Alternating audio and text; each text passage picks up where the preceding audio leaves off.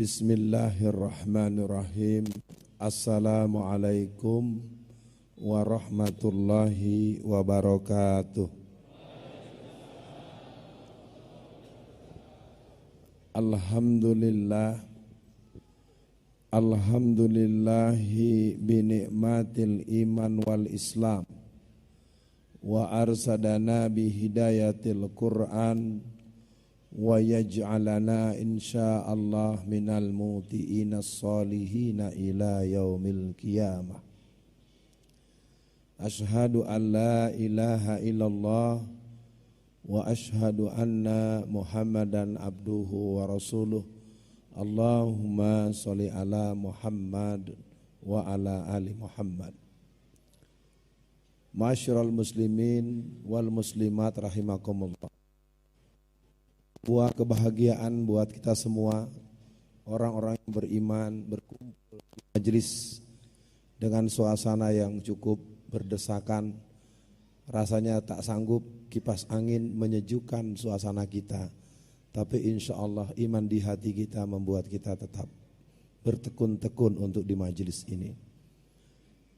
Saya akan mengawali dulu kepada semua yang hadir untuk kita memulai melihat beberapa penayangan.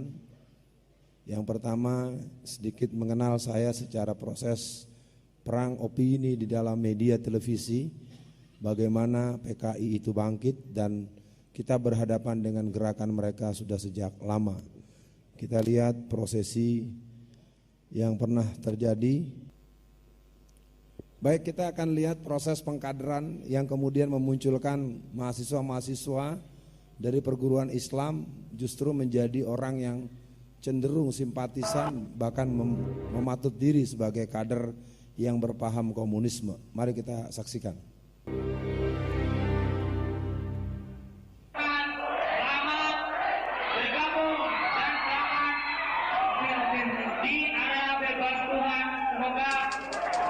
Ini adalah sebuah orientasi di sebuah perguruan tinggi Islam di Jawa Barat sekitar tahun 2010. Ya. Kita akan mendengarkan bagaimana sangat menjijikkan, ya, ungkapannya sangat naif. Setelah kita tadi menyaksikan Tuhan bercinta, marilah kita bersama-sama kita menafsirkan Tuhan. Kawan-kawan semua, kita tahu kebenaran yang ada adalah perlu kita kaji ulang, perlu kita tafsirkan kembali dengan adanya Tuhan. Apakah arti Tuhan sebenarnya? Yang takut sama akal manusia. Ini adalah program Quran Hadis dari IAIN Jawa Barat.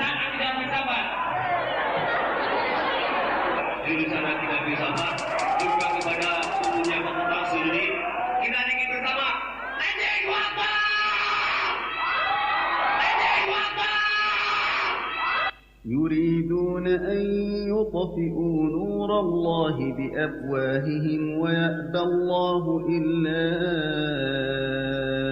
أن يتم نوره ولو كره الكافرون.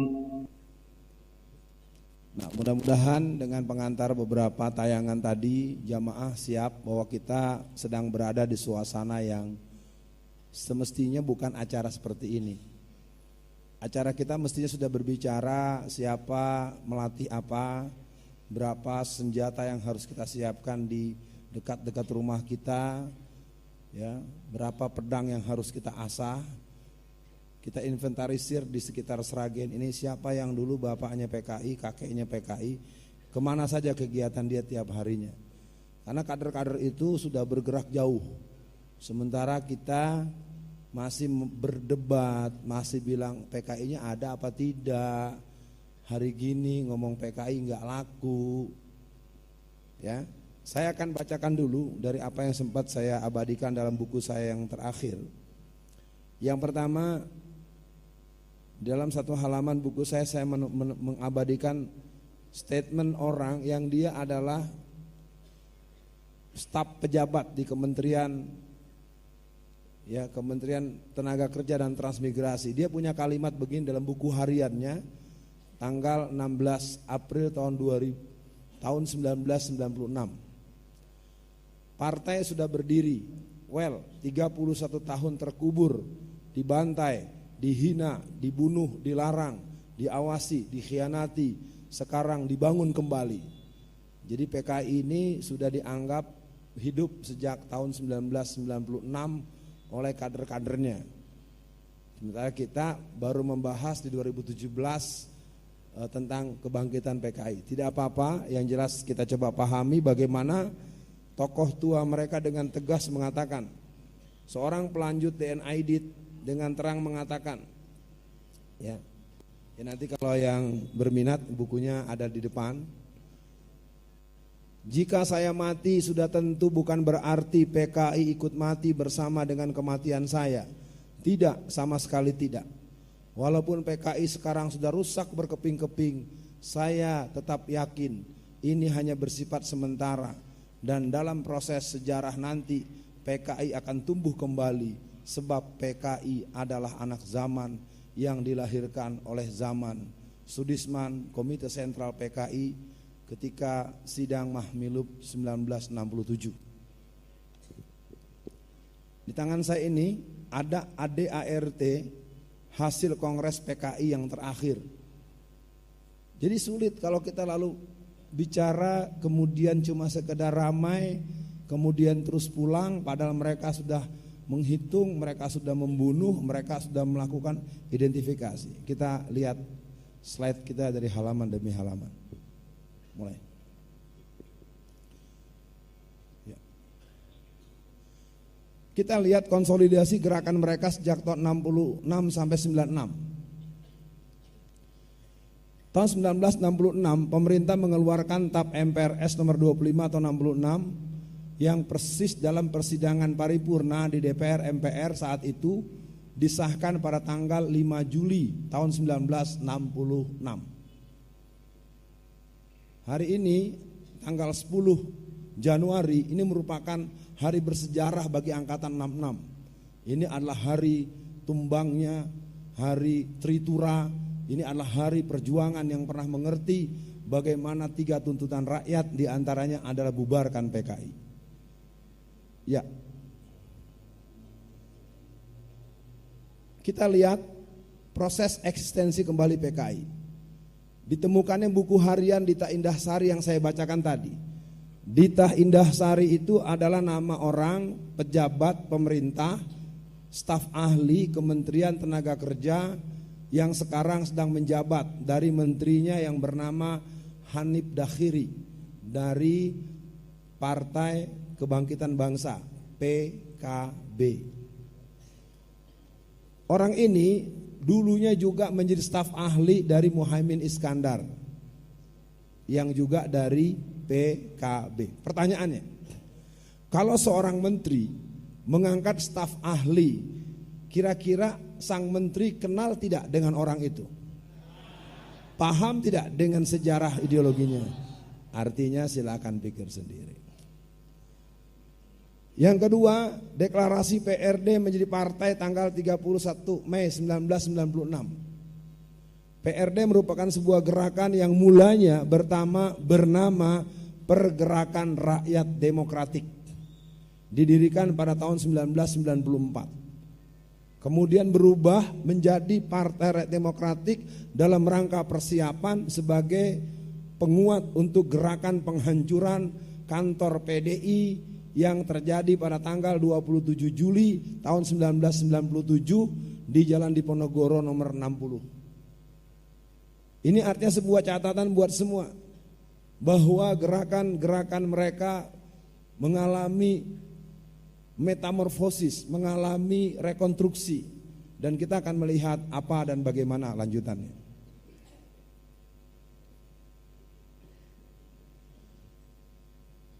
Pernyataan mundur Pak Harto pada hari Kamis tanggal 21 Mei tahun 1998 jam 9:50 ini merupakan ikrar kebangkitan Orde Lama Jilid 2. Perdebatan kita tentang Pak Harto bisa terjadi di ruang-ruang akademik.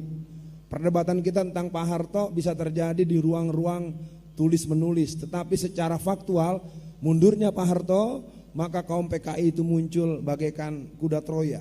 Mereka mulai bergerak, dan kalau ada yang mengikuti gerakan menjelang reformasi, itu akan kita lihat kelompok Forkot, Jarkot, Komrat, itu adalah satuan-satuan gerakan yang dimotori oleh SMID, kemudian kelompok PKI-nya LMND, FMN, KAM, FAM. Itu gerakan-gerakan mahasiswa komunis yang sekarang masih ada di kampus-kampus di seluruh Indonesia.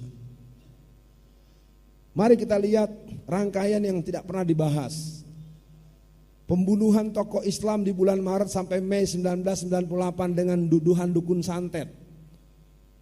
144 ustadz ulama guru mengaji dibunuh selama beberapa bulan itu, dan berujung dengan stempeling yang namanya kolor hijau yang diabadikan dalam film Kolor Hijau. Itu penghinaan terhadap hijau itu Islam. Islam itu kolor itu tanah dalam. Ya, jadi kalau kita yang memahami sebetulnya ini udah tanda-tanda ini. Pembantaian tokoh Islam di Ciamis, Jawa Barat selama tahun 1999. 200 orang, dan jamaah perlu tahu kondisi mereka itu sampai hari ini tidak pernah dibicarakan. Kematian mereka dengan stempel dukun santet tanpa ada penyelidikan. Yang jelas mayatnya adalah lehernya relatif putus dan perutnya itu terbelah dengan usus yang keluar. Itu juga terjadi ternyata kemudian di Cianjur Selatan selama bulan Oktober tahun 2000. Nah, kita sampai di bagian bawah, Kongres PKI yang ke-8 di Sukabumi Selatan tahun 2000. Kalau ini Kongres PKI yang ke-10 tanggal 15 sampai 17 Agustus di Desa Ngabrak, Magelang, Jawa Tengah. Mereka mengadakan kongres. Kalau orang yang berorganisasi tentu mengerti, kalau kongres atau muktamar itu akan dihadiri oleh perwakilan seluruh provinsi dan seluruh kota kabupaten. Menurut para jamaah semua, kalau sebuah kongres menghasilkan ADART, ini kira-kira main-main apa serius? Makanya sekarang kita sedang membicarakan itu. Ya. Ini adalah buku pertama yang diterbitkan oleh orang yang bernama Ripka Ciptaning, yang tadi berdebat dengan saya di TV One. Bukunya berjudul Aku Bangga Jadi Anak PKI. Terbit bulan Juni tahun 2002, Aku Bangga Jadi Anak PKI. Dari sinilah kemudian saya berdebat dengan almarhum Gus Dur di TV TPI, ya, Televisi Pendidikan Indonesia, yang sekarang sudah diambil alih, sudah dicaplok oleh si Haritanu, ya, Bapak Kiai yang mau jadi presiden, ya kan? Ya, Kiai Cino, ya, jadi hati-hati nih, kita nggak boleh lengah. Jadi buku pertamanya berjudul Aku Bangga Jadi Anak PKI. Sekarang kita bicara Aku bangga jadi anak PKI. Kira-kira bangganya itu hanya ada di mulut apa ada di hati? Di mulut dan di hati, di darah dan di mata dan di seluruh air mata mereka. Ntar akan kita lihat buku berikutnya. Lanjut. Temu Raya Kader PKI bulan Maret 2003 di Hotel Cempaka Putih, ya, di sebuah hotel Cempaka Putih di Jakarta Pusat. Amandemen Undang-Undang Nomor 12 tahun 2003 pasal 60G ini adalah gerbang awal masuknya PKI ke seluruh lini. Ini adalah sebuah kerja monumental yang waktu itu ketua MK-nya bernama Profesor Dr. Jimli Asyidiki. Saya hanya menyampaikan fakta, bukan pro kontra, silakan dalami. Dari 9 komisioner dari Mahkamah Konstitusi yang menolak adanya amandemen pasal 60G undang-undang ini, apa isinya nanti saya sampaikan. Adalah seorang Letnan Jenderal dari Jawa Barat yang bernama Letnan Jenderal Rustandi. Jadi memang tentara-tentara Jawa Barat dari dulu boleh dibilang bulat anti PKI, bulat lawan PKI. Ketika PKI berontak tahun 1948, yang memberantas PKI 48 musuh bukan dari Kodam Brawijaya, bukan dari Kodam Diponegoro, tetapi dari Kodam Siliwangi, Jawa Barat. Tolong ingat baik-baik. Ini moderator bangga nih Jawa Barat. Ya, saya pikir orang Batak dia, ternyata orang Tasik. Ya. Jadi biar catatan buat jamaah semua. Jadi tentara juga di tahun 48 itu banyak yang kalau bahasa Betawinya kesurupan PKI. Tahu kesurupan enggak, Pak? Kesurupan itu kemasukan gitu, itu kemasukan setan palu arit. Apa isinya pasal 60G? Bahwa orang-orang PKI boleh jadi anggota DPR, boleh jadi anggota DPRD, boleh jadi semuanya. Jadi nanti Pak Jimli harusnya jujur tuh, berani ngomong ya. Tapi ya udah, orang biasanya kalau udah merasa guru besar, profesor, doktor ya merasa sudah selesai. Artinya sebetulnya nggak ada lagi alasan-alasan orang-orang PKI sekarang boleh jadi apa saja kok. Yang mereka inginkan sekarang adalah berdasarkan pengetahuan saya yang terakhir, bukan lagi mereka meminta pemerintah minta maaf pada PKI. Ya, Siripka Ciptaning 3 minggu lalu mendatangi Bapak Jokowi. Permintaannya bukan lagi pemerintah minta maaf pada PKI, tetapi diminta agar pemerintah mengakui akan adanya PKI hari ini. Jadi biar tahu jamaah semua ya, jadi keadaan kita sekarang semakin jelas, PKI-nya semakin berani. Pertanyaannya, kita di sini berani atau tidak lawan PKI? Keberaniannya harus diimbangi dengan ilmunya, dengan imannya, dengan peta situasinya, dengan analisis SWOT-nya, dengan database-nya. Tidak bisa beraninya berani teriak, harus ada. Ini mungkin nanti dilakukan di tiap-tiap daerah. Harian sore, koran Hore, Kamis 18 Maret 2004, dinyatakan oleh Siripka Ciptaning juga, hanya Front Nasakom yang bisa keluarkan bangsa ini dari krisis menurut Ripka Ciptaning. Di koran sudah ternyatakan Nasakom lah solusi bangsa kita. Apa Nasakom itu? Nasakom itu nasionalis, agama, komunis. Dulu apa Nasakom? Dulu di zaman Orde Lama Nasakom itu nasionalisnya PNI, sekarangnya PDI Perjuangan. Agamanya dulu NU, sekarangnya PKB. Dulunya PKI, sekarang ini sementara PRD. Nah, jadi Nasakomnya sudah ada. Nanti kalau PRD-nya sudah dianggap ini, tinggal digeser, yang PKI-nya ganti posisi. Ya. Jadi kalau dalam kajian gerakan PKI sudah sangat jelas PKI bangkit. Jadi jangan mau dibohongin oleh orang yang bilang PKI nggak ada. Ya, PKI sudah bangkit. Pada tahun 2004 di seluruh buku sejarah SD, SMA, SD, SMP, SMA se-Indonesia telah dilakukan penulisan buku sejarah yang bertuliskan dihilangkan PKI-nya. Jadi hanya ada G30S saja.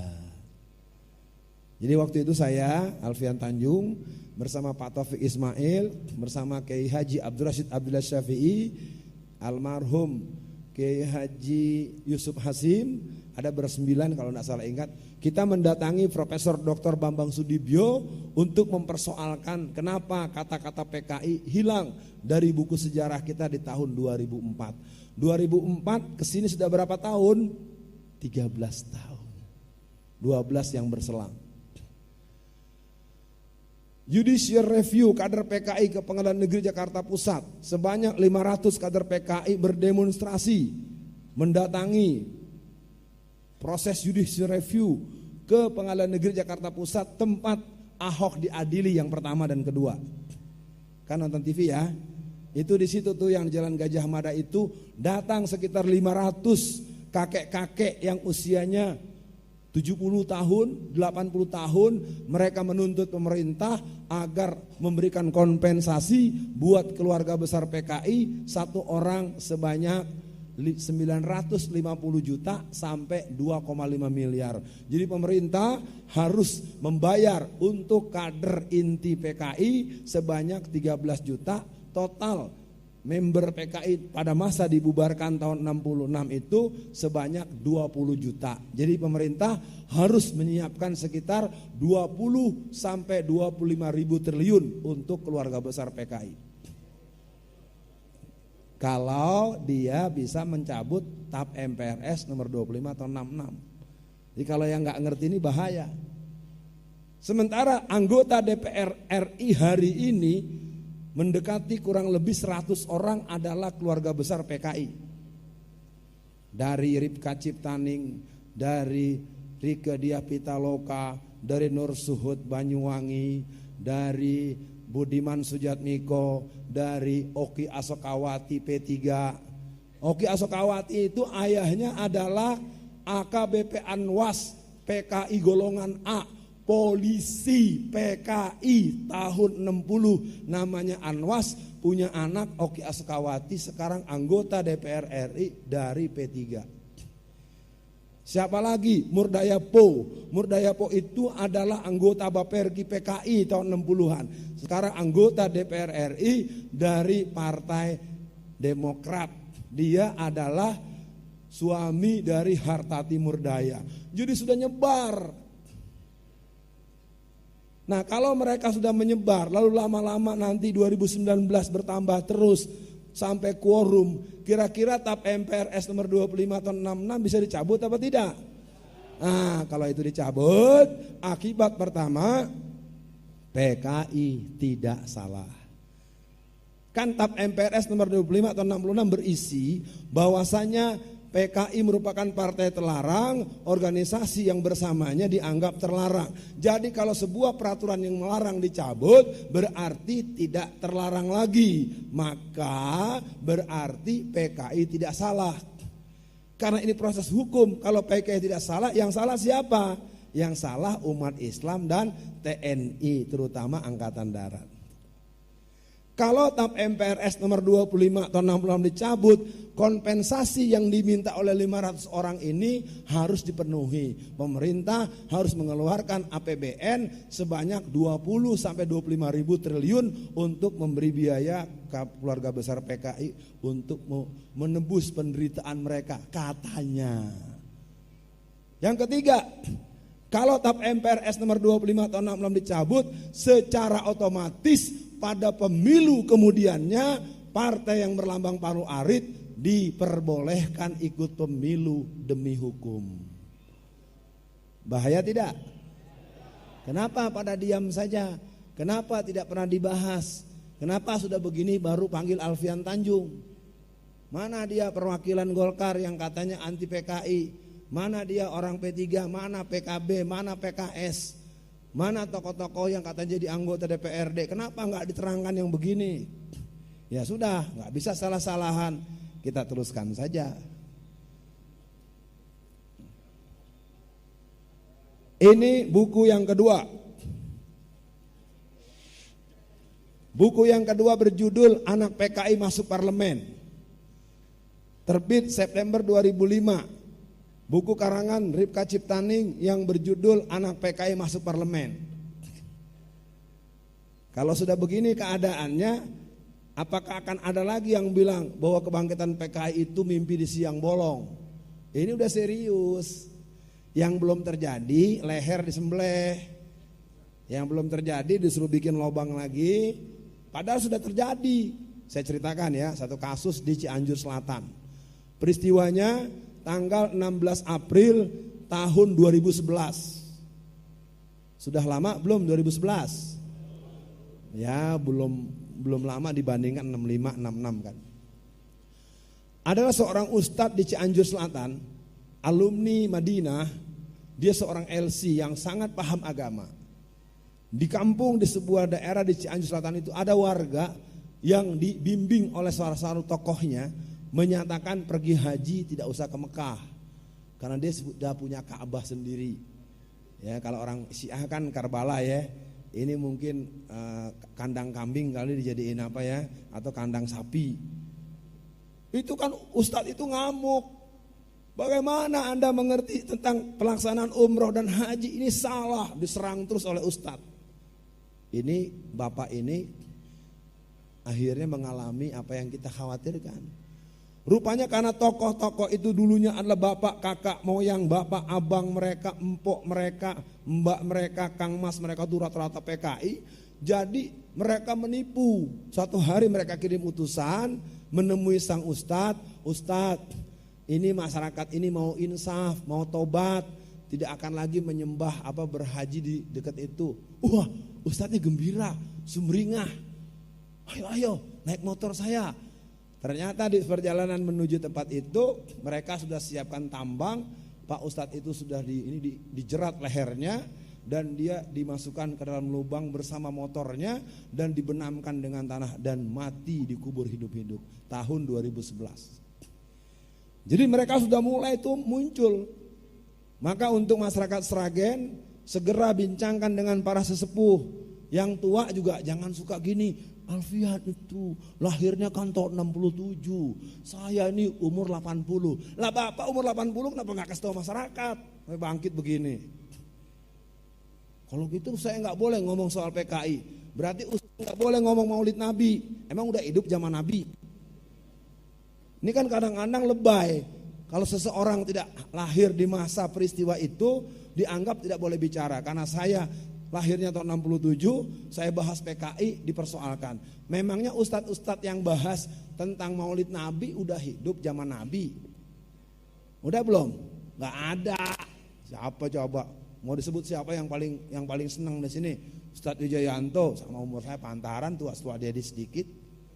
Siapa lagi? Habib Rizik teman saya kecil. Bakhtiar Nasir sama saya tuaan saya.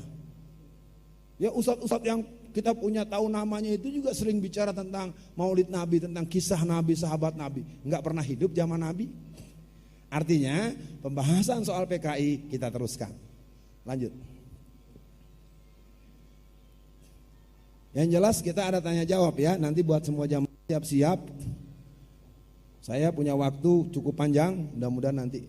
Yang berikutnya pembentukan partai Pak Pernas. Alhamdulillah. Kombinasi antara Front Pembela Islam dengan FBR, Forum Betawi Rempuk, itu bisa menggagalkan deklarasi partai Pak Pernas yang dipimpin oleh Dita Indahsari, staf ahlinya Menteri Tenaga Kerja dan Transmigrasi. Kemudian peristiwa Pakis Ruyung di Banyuwangi, Jawa Timur, tanggal 10 Juni jam 10 pagi dalam rangka pertemuan keluarga besar PKI, Rike Diah Pitaloka, Ripka Ciptaning dan Nur Suhud dari Banyuwangi. Ya. Apalagi Kongres PKI yang ke-10 di Desa Ngabrak Magelang, Jawa Tengah 15-17 Agustus 2010 dengan kamuflase pembuatan atau training pembuatan pupuk organik.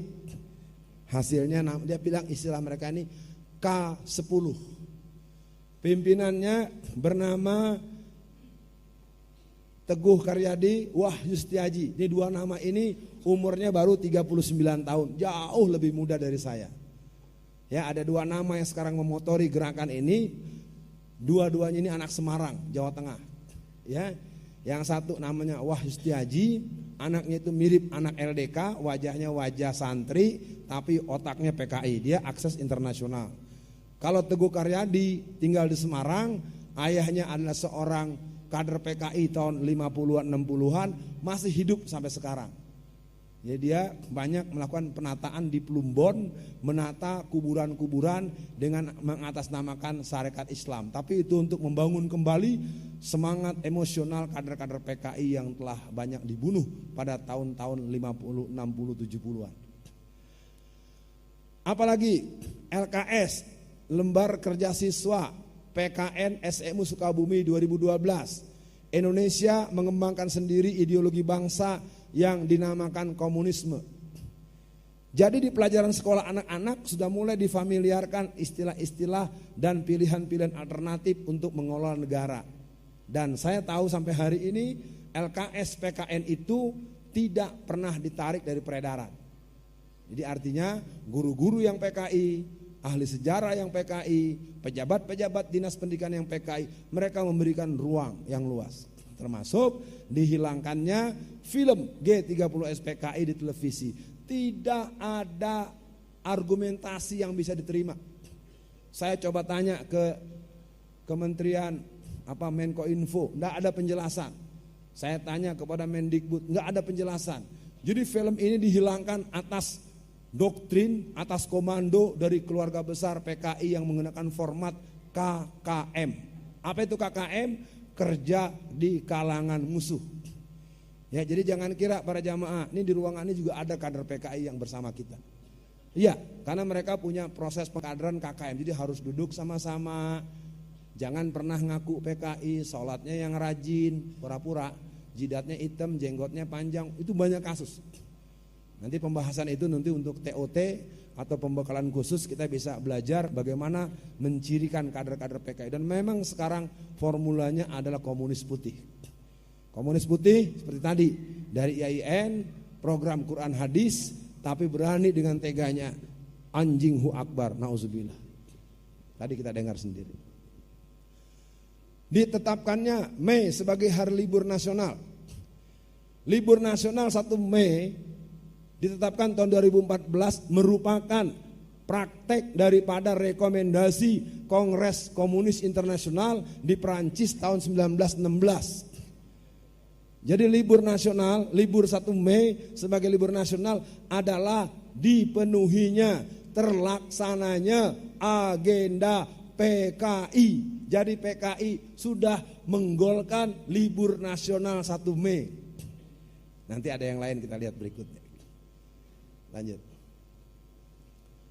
Selama tahun 2015,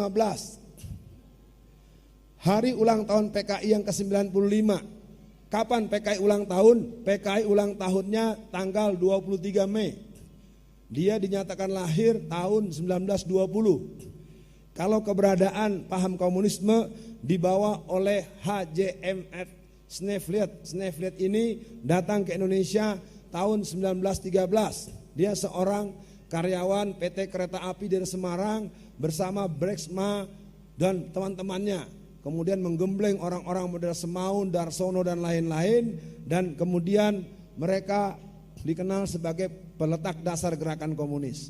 Partai komunisnya sendiri bernama Partai Komunis Hindia Belanda yang ditetapkan sebagai Partai Komunis Indonesia, dilahirkan tanggal 23 Mei tahun 1920. Ulang tahun yang ke-95. Yang pertama hari Sabtu tanggal 23 Mei 2015 di aula kantor NU cabang Kendal. Kalau udah begini jangan nyalahin saya. Periksa sendiri, ada nggak tanggal segitu acara itu? Nah, saya kadang-kadang gitu, kalau disebut begini saya yang diserang. Kita kebiasaan lebay begitu. Orang-orang demo si Ahok, Jokowi yang kelabakan. Aneh kan ya? Emang negeri kita negeri aneh. Minum di mana, mabok di mana. Gitu.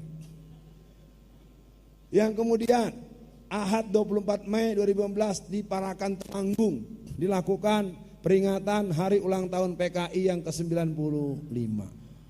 Pak Alfian kan rumahnya di Jakarta, kok tahu yang makanya nggak perlu lahir, nggak perlu ada di situ. Namanya tahu, tinggal kalau salah tinggal tangkep aja. Kalau ditangkep tinggal panggil sama saksi. Jangan yang lapor ditangkep vonis 6 tahun, yang pelakunya belum divonis-vonis. Kasihan Buniani.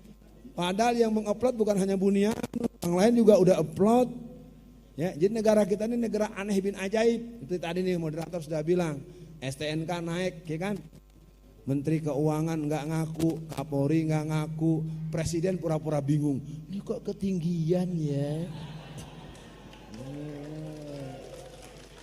Udah ya.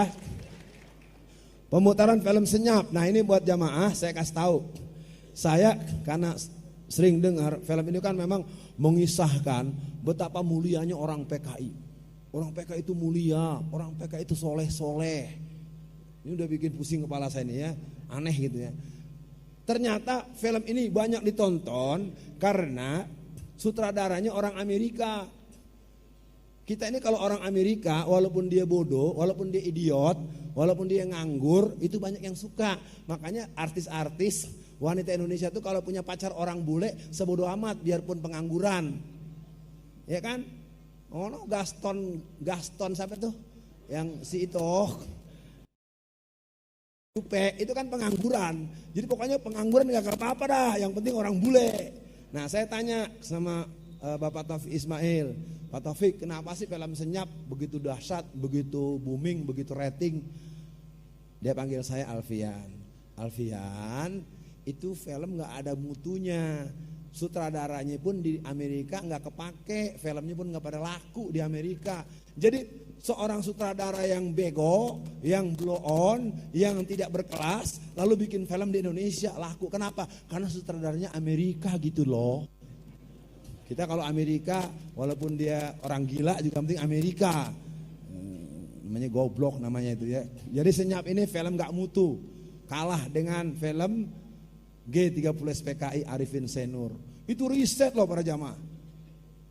Kalau di sana ada cerita soal Soeharto, nggak usah heran. Bapak kalau jadi presiden, bikin film sejarah negara, Bapak lagi jadi presiden. Maka dalam film itu jelekin Bapak kan nggak mungkin.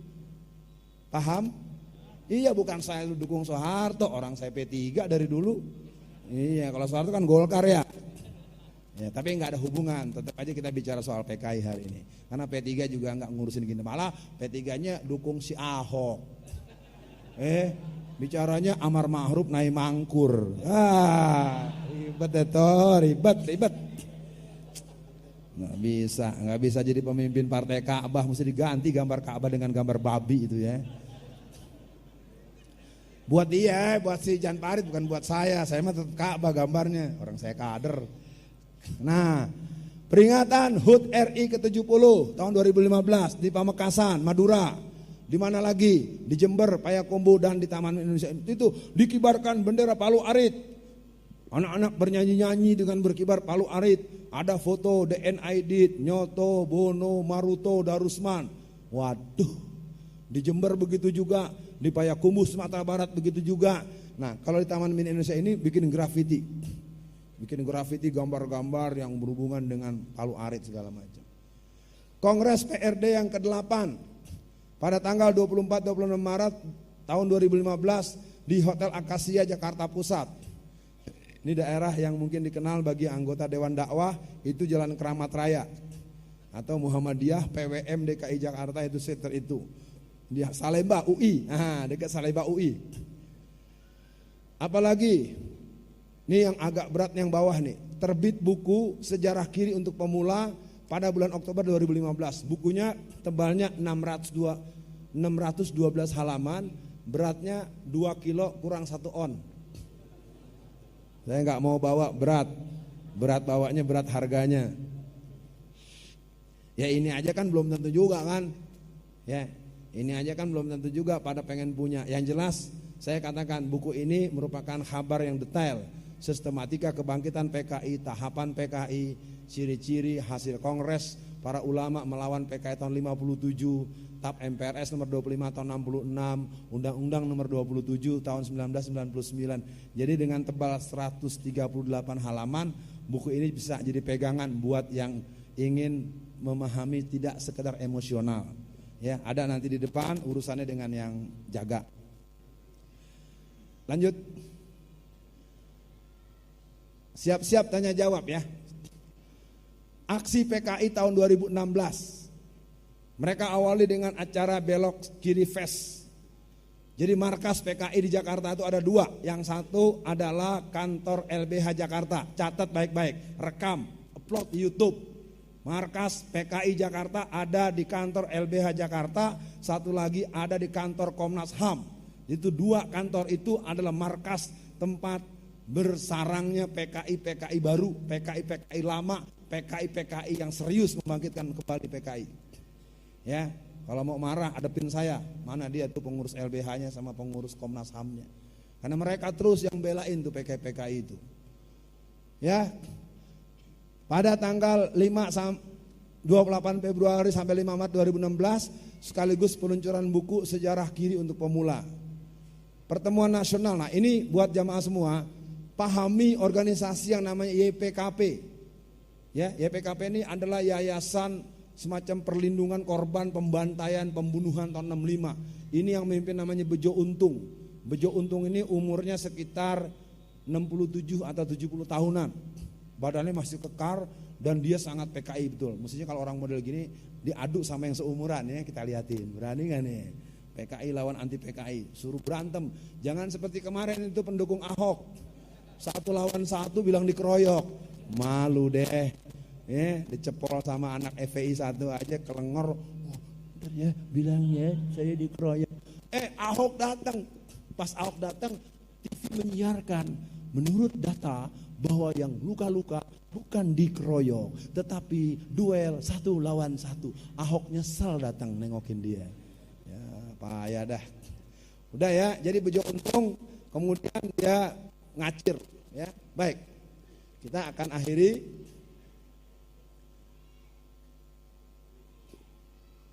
Bang, yang 1 itu masih ada, yang 1 Juni ada nggak? Coba terusin dulu. Terusin dulu. Lagi coba. Ntar kita balik lagi. Oke, balik lagi ke foto.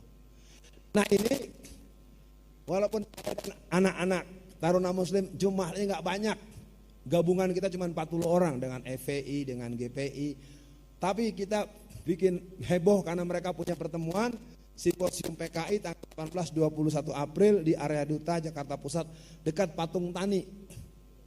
Ya, kalau di fotonya di buku ada foto kegiatan kita mengganyang mereka. Oke, kita lihat apalagi yang paling akhir yang pernah mereka lakukan yang sudah bisa didokumentasikan. Pada tanggal 5 sampai 8 Mei 2016, mereka mengadakan ASEAN Literary Festival. Pada tanggal itu dalam rangka peluncuran buku Kembang-Kembang Genjer. Nah, yang mengerikan yang ini. Tadi di TV juga dipidatokan lagi oleh beliau. Tahu beliau? Halo, tahu beliau? Kata beliau, 1 Juni sebagai Hari Pancasila ditetapkan sepihak oleh Presiden Jokowi. Ini adalah Pancasilanya PKI. Biar tahu lu pada. Jadi PKI-nya udah terang-terangan. Kan 1 Juni, kemudian umat Islam bikin 22 Juni, kan gitu. Lalu kemudian proklamasi, lalu dicoret 7 kata, maka Pancasila yang disepakati sebagai kalimatun sawa, konsesi yang mengecewakan umat Islam, sebuah kesepakatan yang sangat melukai hati umat Islam, itu adalah Pancasila 18 Agustus tahun 1945, bukan 1 Juni. 1 Juni itu adalah Pancasilanya PKI, karena di situ tidak ada ketuhanan Maha Esanya. Kalaupun ada ditaruh nomor 5, Ekasila, Trisila. Jadi ini permainan sepihak. Ya, aksi sepihak itu adalah watak kader PKI. Tidak ada musyawarah, tidak ada pleno, tidak ada pembicaraan dengan DPR. Tahu-tahu dia bikin libur. Nggak boleh. Ini sekarang libur nasional nih. Ya. Ini sekarang 1 Juni, nanti kita 1 Juni tanggal merah, lihat di kalender deh. Ini sebuah keculasan sejarah. Bapak Jokowi kalau begini keadaannya, Anda dengan ini dinyatakan tidak sah lagi jadi Presiden Indonesia. Iya, karena nggak boleh. Ini kan penetapan dasar negara. Seenaknya aja ngumumin perubahan. Kalau begitu caranya ya kita sekarang umat Islam umumkan saja negara Islam. Begitu dong, kalau dia sepihak kita juga bikin. Artinya dia yang nantang berisik, dia yang nantang ribut. Maka supaya jangan ribut, Jokowinya harus dipecat jadi presiden. Bukan kata saya, kata dia sendiri, nggak boleh. Masa merubah libur nasional, merubah hari Pancasila dengan seenaknya. Emang negara ini punya PDI Perjuangan? Negara ini punya bangsa kita semua. Kalau umat Islam tidak mau ngalah, jelas negara ini akan berdasarkan Pancasila tanggal 22 Juni tahun 1945. Karena ketika Ki Bagus Hadikusumo bertahan tidak mau dicoret, maka Bapak Soekarno mendatangi Pak Kasman Singondibejo. Pak Kasman Singondibejo sebagai tokoh Masumi dirayu dengan bahasa dan budaya Jawa oleh Pak Karno. Mas, tolong mas, 3 bulan saja, biar dicoret dulu sementara, menjalankan syariat Islam bagi para pemeluknya. Ki Bagus Hadikusumo adalah perwakilan dari Muhammadiyah, tokoh Islam yang sangat kuat akidah dan prinsip-prinsip tauhidnya tetap menolak. Tapi karena yang mendekatinya seorang yang bernama Kasman Singoni Bejo, pengurus Masumi Pusat yang juga keluarga besar Muhammadiyah, dirayu-rayu, akhirnya mau. Habis mau dicoret 7 kata, habis dicoret sampai sekarang tidak boleh lagi dikembalikan. Tahu-tahu sekarang kembali lagi jadi Pancasila PKI. Ini jujur tidak? Culas tidak? Culas. Jadi ini orang sudah tidak sah jadi presiden. Gak boleh. Negara bukan punya lo, negara kita. Dulu menyepakati tanggal 15, tanggal 18 Agustus setelah Piagam Jakarta dicoret. Piagam Jakarta 22 Juni 1945. Kalau yang bingung nanti baca buku lagi, ya. Kalau yang kok ini yang Ustaz Alfian nih ngomong apa sih? Ya, berarti ente kurang baca buku. Ya, jadi kalaupun di sini ada pengurus PD Perjuangan, nggak usah pakai marah. Kita kan sepakat negara milik bersama, bukan milik kita. Ini kan negara bukan punya, iya juga bukan punya PDI saja, punya umat Islam juga. Kalau sama-sama musyawarahkan dong. Negara ini kan negara permusyawaratan, bukan negara seenak perut lo. Ya, nah kita tutup deh sekarang. Kesimpulan. Ya, disimak, kita akan diskusi setelah ini. PKI bangkit secara sistematik mengarah pada formulasi kebangkitan PKI. Artinya mereka bangkit secara struktural, mereka bangkit secara organisasional, mereka bangkit secara emosional, mereka bangkit secara ideologis, mereka bangkit secara euforia, mereka bangkit secara watak, mereka bangkit secara sikap, mereka bangkit secara serius. Kalau PKI bangkit secara serius, apakah kita akan mendiamkan mereka? Baru 25 orang yang jawab. Apakah kalau PKI serius kita akan biarkan mereka? Siap melawan mereka? Takbir! Allahu Akbar! Hari ini hari bersejarah buat masyarakat Sragen. Masjid Al-Falah ala masjid berarti kemenangan. Ada kalimat yang sering diterangkan, hayya 'alas shalah, hayya 'alas shalah, tapi hayya 'alal falah jarang dibahas. Hari ini kita katakan masjid ini ada sejarah di Jawa Tengah, bahwa kita akan melawan PKI yang bangkit, akan berhadapan dengan orang-orang berjiwa tauhid yang cinta dengan negara dan sudah mengetahui bahwa kita sudah terlalu banyak kompromi dengan negara ini. Takbir! Allahu Akbar! Jadi PKI sudah game over. Siapa yang mencoba-coba membangkitkan PKI berarti bertentangan dengan TAP MPRS nomor 25 tahun 66, bertentangan dengan Undang-Undang nomor 27 tahun 1999 pasal 107 ayat A sampai F. Barang siapa orang yang mensosialisasikan, yang menganjurkan paham komunisme, Leninisme, Marxisme, Mostungisme, maka dia diancam kurungan penjara 20 tahun penjara. Kalau tentara-tentara yang menangkap orang-orang berkaos palu arit kemudian oleh Bapak Presiden disuruh jangan ditangkap, maka berarti Presiden mendukung PKI. Kalau mendukung PKI berarti Presiden adalah PKI dan dia harus berhenti jadi Presiden Indonesia. Wow, ini ngaji makar bukan? Bukan, ini justru ngaji konstitusional.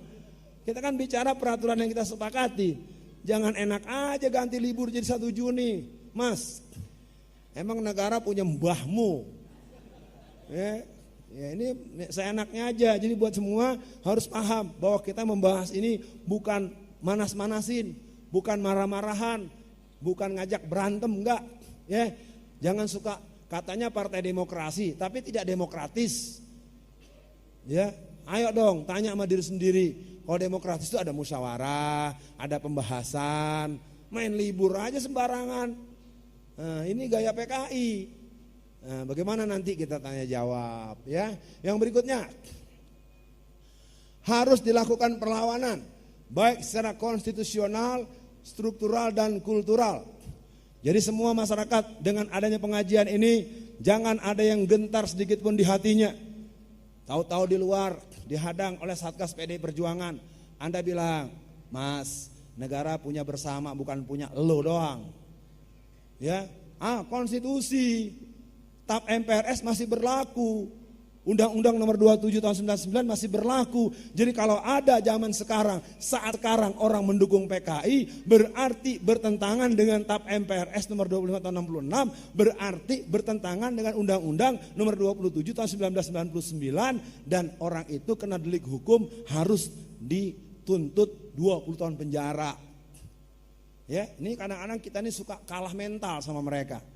Ya, saya himbau buat semua, kuatkan jiwa iman Islam kita, sholat malam kita, ibadah nafilah kita, baca Quran kita, baca sejarah para pejuang-pejuang kita, sehingga menghadapi situasi apapun kita akan selalu berada di garis pembelaan dengan kesadaran iman dan ilmu. Takbir! Kita sudah sampai di poin kedua. Lakukan perlawanan konstitusional, struktural, kultural. Yang berikutnya, perlu adanya solusi yang masif, sistematik, terstruktur dan berkelanjutan. Kalau sudah ada pertemuan di Masjid Al-Falah, bagaimana segera dirancang pertemuan model TOT, bagaimana dirancang kalau memang dipandang perlu saya hadir, nggak perlu banyak-banyak begini. Kalaupun banyak begini, namanya terdaftar, terdata, keterwakilan dari kecamatan-kecamatan. Kita perlu buat tempat yang kalau mau masuk itu di absen semua, supaya kita lebih tuntas. Karena ada satu bahan materi yang sampai hari ini belum saya bahas pada publik, yaitu sistematika gerakan PKI total. Karena saya membuka hari tadi sempat diskusi dengan tim saya, kelihatannya belum aman nih. Ya, apakah ruangan ini semuanya anti PKI? Apakah di ruangan ini semuanya anti PKI? Anda nggak tahu kiri kanan Anda siapa ya. Nanti kalau mau diadakan lagi, kalau bisa se-Jawa Tengah gitu. Karena basis mereka yang dahsyat itu Jawa Tengah dan Jawa Timur. Ya, jalur-jalur Klaten, Kendal, Solo. Wah, itu PKI-nya banyak gitu. Madiun Jawa Timur, Bang. Kan gue lagi bilang Jawa Tengah. Ente emosi banget seorang Jawa Tengah. Kan saya bilang Jawa Tengah, Jawa Timur. Kalau Jawa Timur saya udah keliling-keliling tuh dari Bakung, Blitar Selatan, Bakung, Coro, terus ke Magetan, Madiun, Kediri, Pasuruan. Itu juga PKI-nya dahsyat itu. Ya. Nah kalau Jawa Tengah bukan dahsyat tapi kejem. Ya, karena tentara-tentara di Kodam di Ponorogo itu 75% PKI. Beneran. Makanya waktu kita membabat pemberontakan Madiun itu bukan dari Diponegoro, juga bukan dari Brawijaya, tapi justru dari Siliwangi yang dari Jawa Barat. Wah, ini moderator mantep banget sejarahnya nih. Keberadaan kesatuan aksi dibutuhkan dari pusat sampai daerah. Mulai hari ini kalau yang punya kekuatan sebagai RT, RW, lurah lakukan rembuk, bikin spanduk. Kami daerah bersih dari PKI. Jangan komunis nulisnya PKI. Kalau nggak berani jangan pasang dulu. Iya, kalau udah berani pasang, siapin golok begitu. Harus begitu. Karena dalam ilmu perang, kalau kita menunjukkan keberanian dengan persiapan, maka musuh akan takut pada kita. Kalau menang baik, diam-diam aja ya susah. Nah, kalau belum berani, diam-diam dulu tapi sambil belajar, sambil pengkaderan. Ya, ini lagi memang agak dilematis. Saya tahu sekarang PKI ini sudah bercokol di Istana Negara dan sudah bercokol di Balai Kota Jakarta. Jadi Ahok maupun temannya Ahok itu dua-duanya isinya palu arit dalam darah dan kepalanya dia. Cegah kudeta berdarah yang ketiga dengan keadaan, dengan kesadaran dan jihad menegakkan NKRI. Tenang, Belanda masih jauh. Siap menghadapi kebangkitan PKI? Siap jihad bela agama? Siap jihad bela negara? Takbir! Sekian dulu kata berjawab gayung bersambut. Tengok kiri kanan.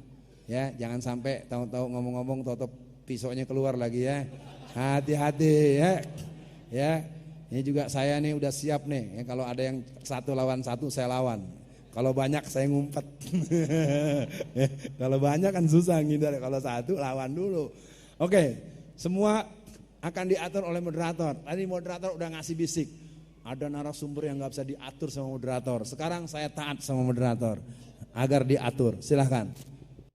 Baik Bapak Ibu, kita masih punya waktu sekitar 20 menit karena kita harus punya jeda untuk persiapan sholat maghrib. Ya, kita akan minta 2 orang dari bapak-bapak dan 2 orang dari ibu-ibu. Karena di tangan saya sudah ada 2 pertanyaan berkualitas, bukan dari saya, dari yang lain. Yang depan dulu. Ya, 1.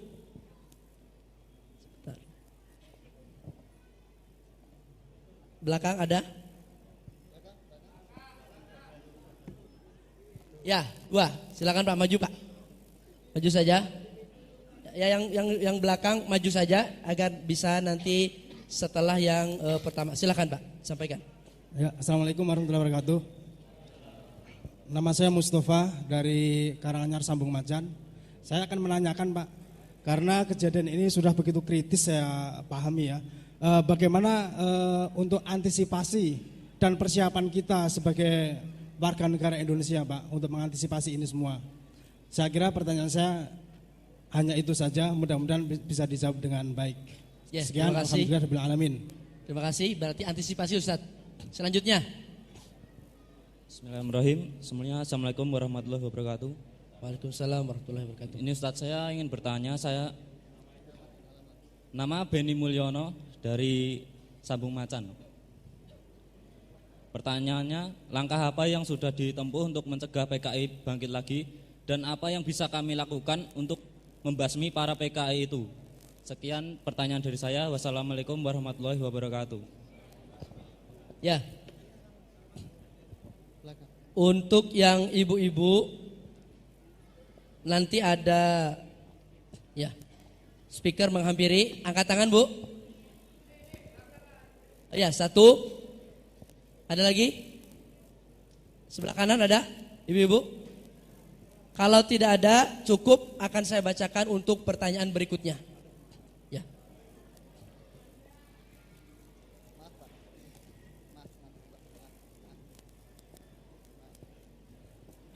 Ya, Bapak Ibu yang dirahmati oleh Allah, bagi yang menghendaki untuk buku Menangkal Kebangkitan PKI bisa didapatkan di depan masjid dengan nominal Rp50.000.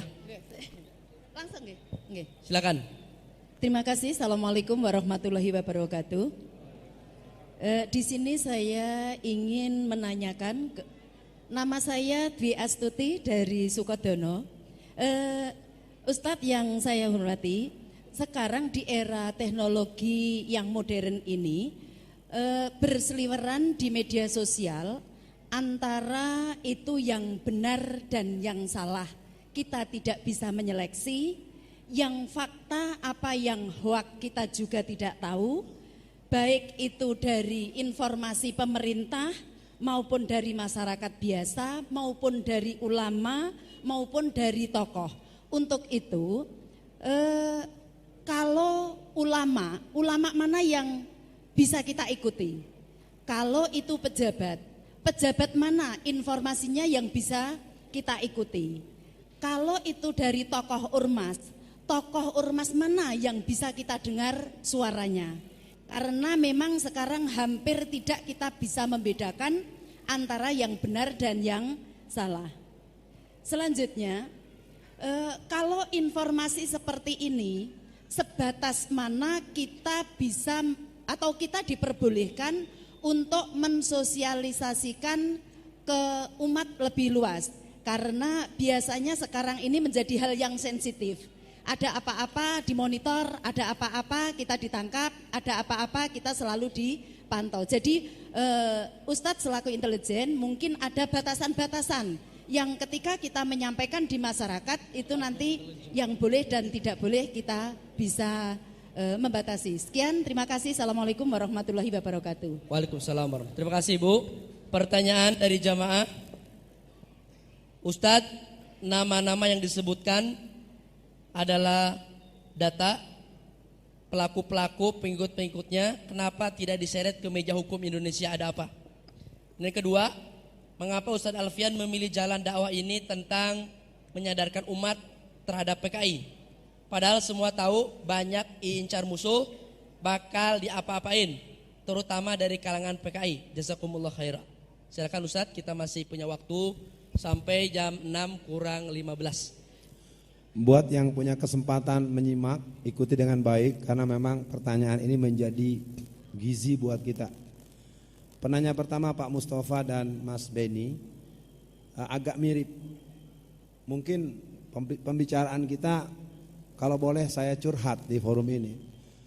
Sebetulnya apa yang saya sampaikan ini sudah saya sampaikan sekitar 25 atau 30 tahun yang lalu. Saya ingat betul pertama kali saya datang sekitar tahun 2000 awal, berarti sekitar 17 tahun yang lalu. Saya ke Blitar Selatan. Saya datang ke sebuah acara seperti ini. Selesai acara itu hampir semua jamaah, semua yang hadir itu berdiri untuk nyerbu saya. Bisa dibayangkan, tapi memang waktu saya diminta untuk menjadi narasumber di Bakung, Blitar Selatan, saya bilang pada pihak Kodim, Anda harus jamin saya bahwa saya bisa menyampaikan dengan tuntas. Ternyata di Blitar Selatan itu masyarakatnya boleh dibilang masih sangat memorinya sangat kuat sebagai pendukung PKI. Ya, itu fakta yang saya temukan di daerah Bakung, Blitar Selatan. Nah, pertanyaan dari Bapak Mustafa dan Mas Beni tadi, bagaimana langkah apa? Kalau saya menganjurkan, yang pertama, usahakan bisa jumpa dengan orang tua, tokoh-tokoh kita yang usianya sekitar 70-an lebih, yang masih jernih berpikirnya, adakan semacam soan atau safari silaturahim, supaya dari dia kita tahu siapa saja anak cucu PKI itu. Saya ingin katakan, kita tidak bisa memandang remeh anak cucu mereka. Karena mereka itu ada dua, ada dendam dan ada kebanggaan.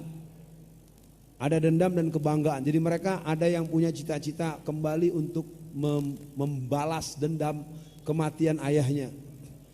Nah, kita sebagai pemuda Islam, masyarakat Muslim, kita bukan dendam. Bahkan ada yang tanya saya, Saudara Alfian, kenapa Anda kok jadi sangat menguasai soal PKI? Apakah pernah ada keluarga Anda yang dibunuh oleh PKI? Saya nyatakan di forum ini, direkam dengan baik. Saya tidak punya keluarga yang pernah disakiti fisik oleh PKI. Saya menekuni gerakan PKI, kalau bahasa agama ini hanya fardu kifayah. Ya. Karena kalau saya tidak menekuni, kalau bahasa bercandanya, kalau bukan gue siapa lagi gitu ya. Walaupun mungkin permintaan masyarakat bukan begitu, agar saya segera menyelenggarakan semodel TOT, semodel workshop, semodel pengkaderan khusus. Cara-cara lain, langkah-langkah yang lain, tertibkan ibadah, kokohkan akidah, bikin sistem sosial yang sehat, berantas maksiat. Jadi kalau ada PKI bangkit itu biasanya banyak aliran sesat, merebaknya minuman keras, merebaknya perzinahan, merebaknya aliran sesat, merebaknya hubungan masyarakat yang tidak sehat. Contoh yang paling dekat, kemarin sempat dengar kan gerakan aksi 212? Ya, setelah 212 ada 412, itu persis perjaman PKI.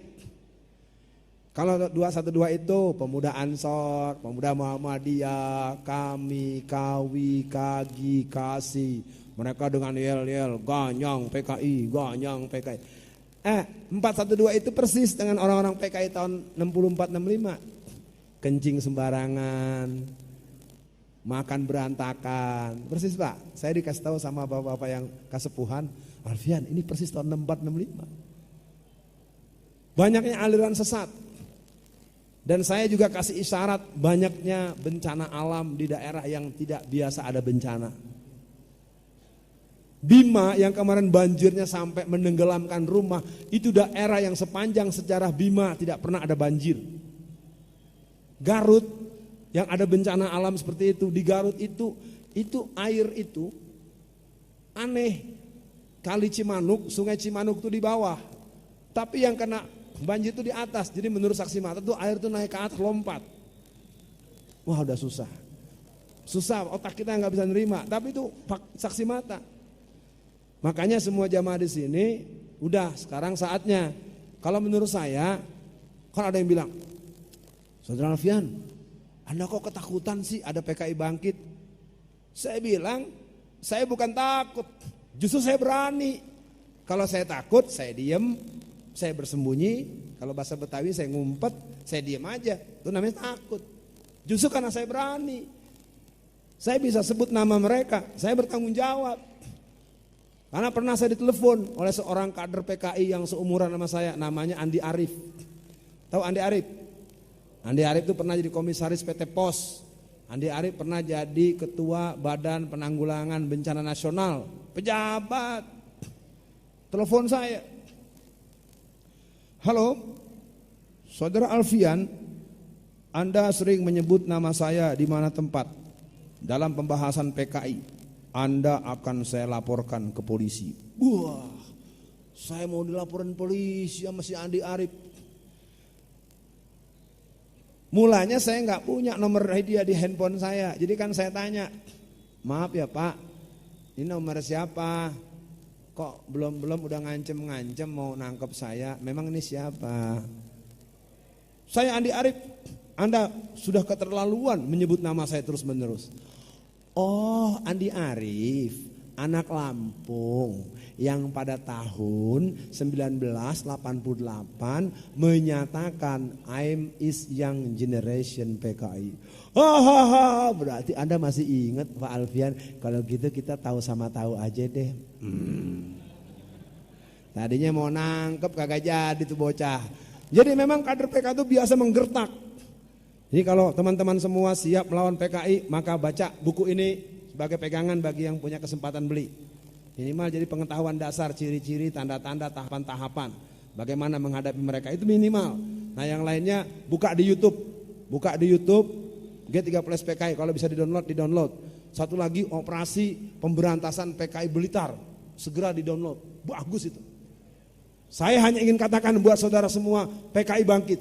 Kalau kita lengah, mereka lebih ganas dari tahun 65 karena formulanya adalah gabungan antara formula Jakarta Beijing, Jakarta Cina dengan tingkat keganasan dengan skema Rusia. Ya, jadi mereka ini sekarang bercokol di PDI Perjuangan. 85% orang-orang PDI Perjuangan itu kader-kader PKI. Ya, jadi kalau ada pengurus PDI jangan marah sama saya, periksa rumahnya. Ini kalau orang ngasih tahu yang dimarahin yang ngomong, periksa dong rumahnya. Nur Suhud siapa, Ripka siapa, Budiman Sujatmiko siapa, Waluyo Jati siapa, Nezar Patria siapa, Aam Sapulete siapa, itu deretan mereka semua. Repotnya sekarang PKI ini sering dibela oleh pemuda-pemuda NU. NU yang mana? NU yang tidak lurus, karena ada NU garis lurus. Saya kenal dengan Kiai Haji Lutfi Basori. Saya juga dibimbing langsung oleh Kiai Haji Yusuf Hasim. Jadi jamaah biar tahu itulah sebabnya mengapa saya bertahan di P3. Karena dengan P3 berarti saya bertemu langsung dengan ulama NU dan tokoh-tokoh NU. Dan ternyata mayoritas warga NU anti PKI. Nah yang ikut PKI biasanya anak kampung masuk kota. Ya, merasa ingin keren, otaknya dibelek-belek. Ya, itu dia. Jadi kalau orang yang santri betulan model Bapak Kiai Haji Salahuddin Wahid itu anti PKI. Ya, walaupun mungkin bahasanya tidak seperti yang kita inginkan, tapi dia anti. Nah, buat Bu Astuti, benar salah fakta segala macam, saya pikir kita punya Zalikal kitabul la raiba fihi hudal lil muttaqin. Soal benar dan salah kita punya. Kalau orang beriman kata Rasul, Allah akan kasih isyarat dari dirinya. Kalau sekarang nih ibu ya, Bu Astuti ya, ibu ragu dengan semua ini adalah bentuk daripada keberhasilan gerakan PKI. Membuat tidak percaya dengan ulama, itu adalah gerakan mereka. Kalau ulama yang banyak, yang baik, yang banyak baik. Yang tidak baik ada tapi nggak banyak. Coba kita sebut satu-satu, bagus-bagus semua kok. Di Muhammadiyah ada Pak Haidar Nasir, ada Pak Suyatno, ada Pak Mukti, itu bagus semua. Di NU juga ada Hasyim Muzadi, walaupun bukan pengurus. ada Pak Salahuddin Wahid, banyak yang bagus-bagus. Jadi artinya soal siapa-siapanya saya pikir kita kan punya, oh ini memang banyak dibohongi, terutama TV. Televisi itu bohongnya 100%. Bayangin aksi 212, 7 juta orang, dia berani bilang cuma 5.000. Pemirsa, aksi 2 Desember 2016 diikuti oleh 5.000 orang. Ya Allah tuh matanya buta kali orang ya. Orang sampai 7 juta orang dibilang cuma 5.000, diprotes, diusir sama anak-anak kan. Oh maaf pemirsa, maaf, dirubah. Yang aksi untuk sholat Jumat hari ini ada 50.000 orang. Udah, segitu aja udah. Ya. Nah, tadi yang pakai kertas sampai tadi pertanyaannya. Pertanyaannya kenapa saya memilih jalan ini? Waduh, jawabnya gimana ya? Udah deh, memang adanya begini nasib saya. Yang jelas saya ini adalah kader PII. Kami di PII itu punya doktrin bahwa kami para kader pelajar Islam Indonesia senantiasa akan membela kepentingan Islam dan umat Islam dalam situasi dan tempat dan keadaan yang bagaimanapun juga. Ngadepin PKI kalau kita setengah-setengah nggak jadi. Kita ditanya itu diancam tangkap lah, anula. Dalam ilmu perang, dalam bab jihad, berani itu harus total. Innallazina qalu rabbunallah summastaqamu tatanazzalu alaihimul malaikah. Ya, jadi kita harus mantap. Jadi sekali lagi kalau yang belum mantap, cari waktu kesempatan, apakah buka di YouTube. Ya kalau ketemu saya mendatangkan saya agak sulit di YouTube banyak. Apa di EKL, apakah di Klaten, apakah di Solo. Itu ceramah-ceramah saya banyak. Nanti kalau ada yang kurang-kurang, oh iya, yang mau catat nomor saya satu lagi boleh. Yang mau nomor saya tadi kan baru yang 0818. Ya nomor yang lain 0813. Yang mau aja ya. 0813 1772 7539. Diulangi 0813 1772 7539. Ini ada nomor buat teleponnya, ada WhatsApp-nya. Kalau yang tadi memang untuk teleponan aja yang XL. Ya, itu dulu. Ada yang belum terjawab? Yang mana? Oh, Jokowi undercover, saya susah menjawab. Silakan aja dibaca karena PDF-nya pun bersebar ya. Cuman kalau teman-teman mau berpikir menimbang-nimbang, saya bingung. Sebagai orang yang menekuni gerakan PKI hampir 30 tahun, sepanjang saya berkelana kemana-mana, sepanjang saya mengembara kemana-mana, saya belum pernah ketemu Bambang Tri. Apa sayanya yang bodoh? Apa yang saya kurang pergaulan?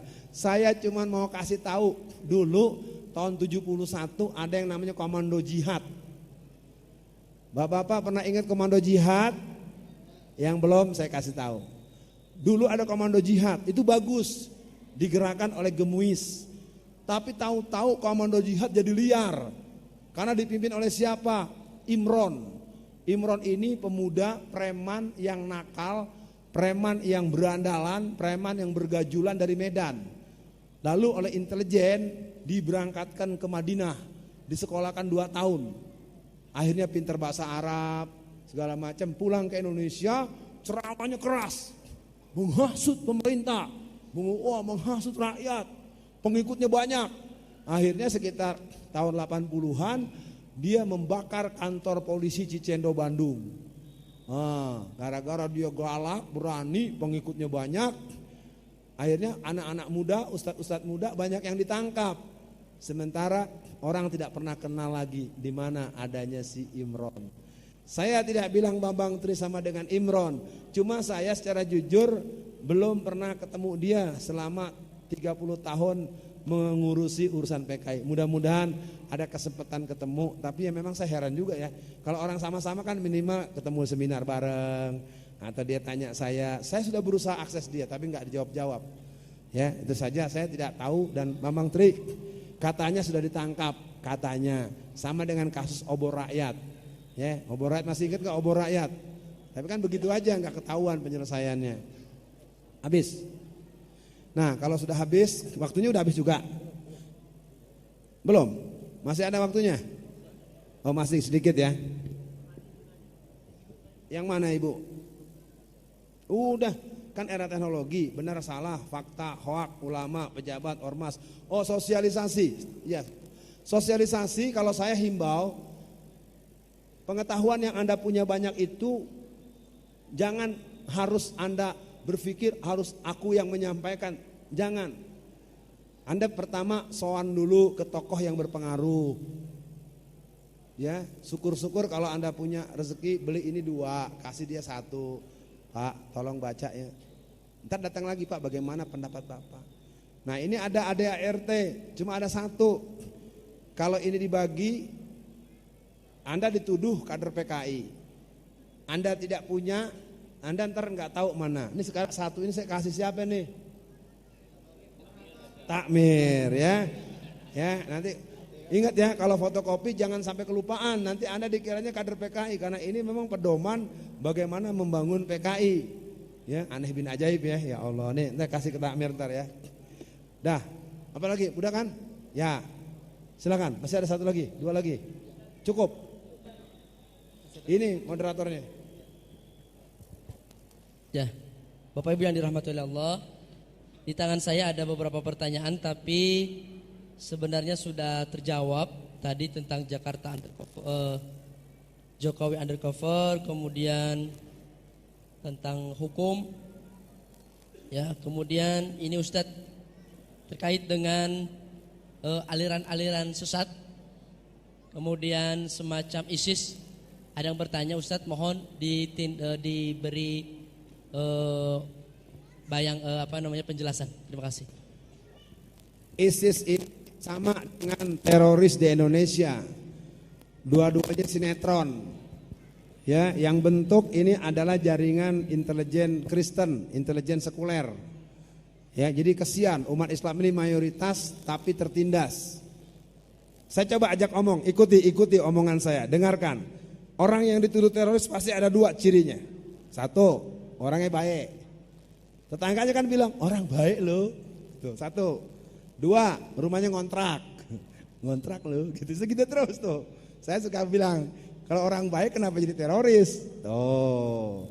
Terus kalau orang bisa begitu kenapa rumahnya ngontrak? 2. Siapa yang ngontrakin? 3. Saya akan buka satu-satu dengan waktu yang singkat.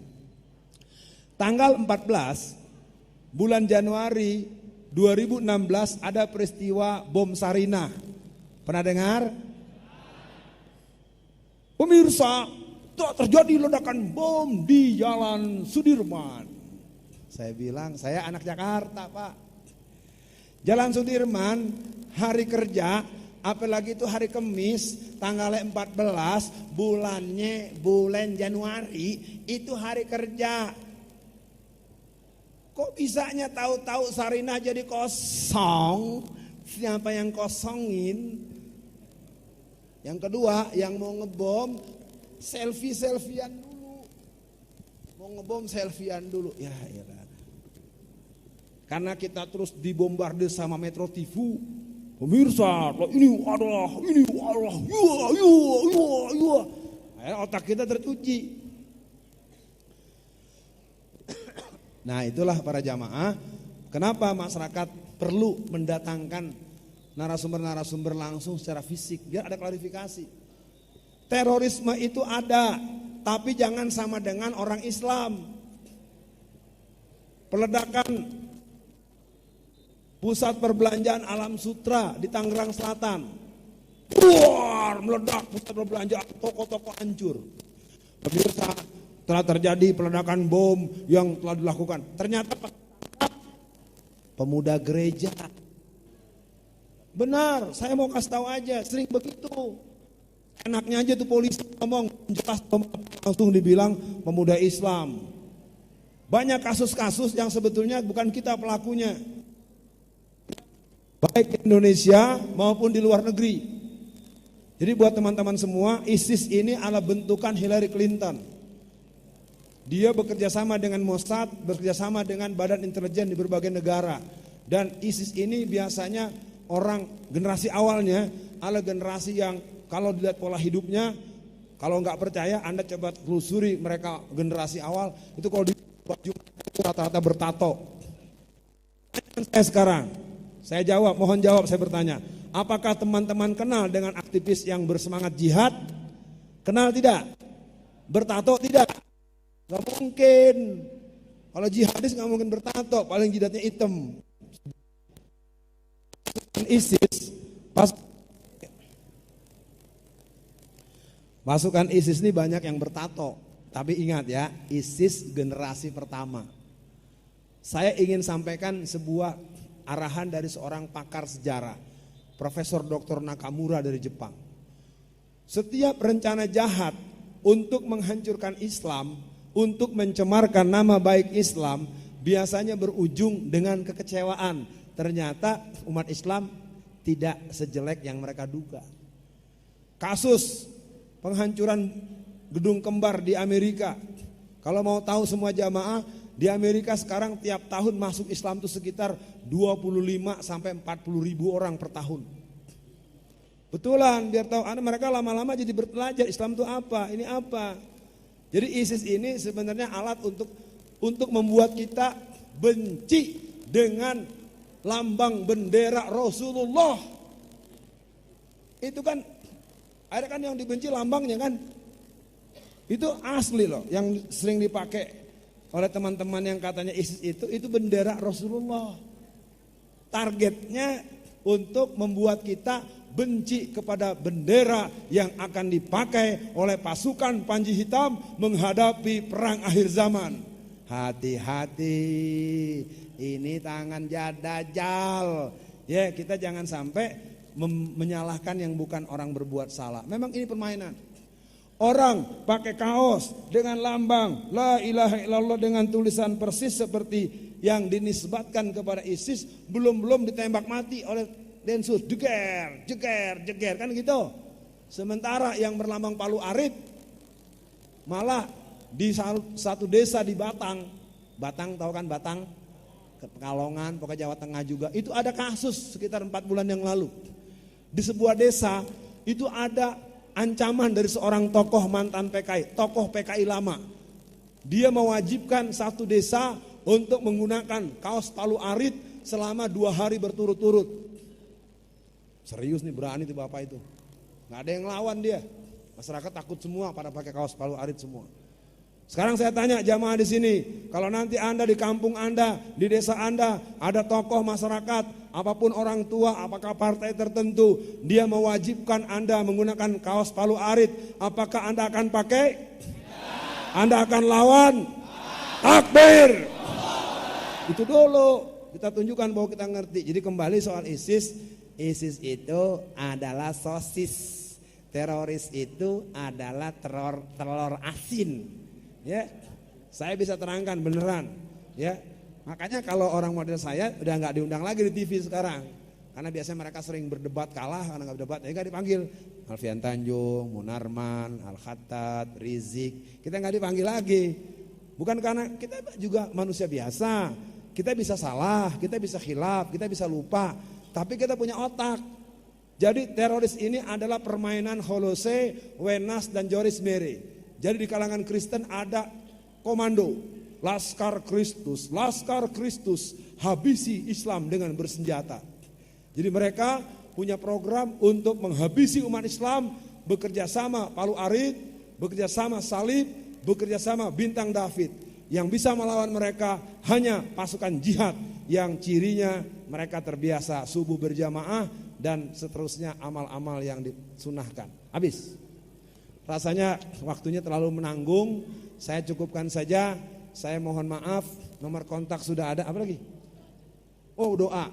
Ini ada doa lagi nih ya. Masjid Al-Falah baca doa.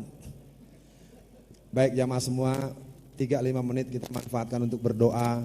Semoga doa kita bagi semangat kebersamaan kita untuk melawan situasi terburuk yang akan kita hadapi.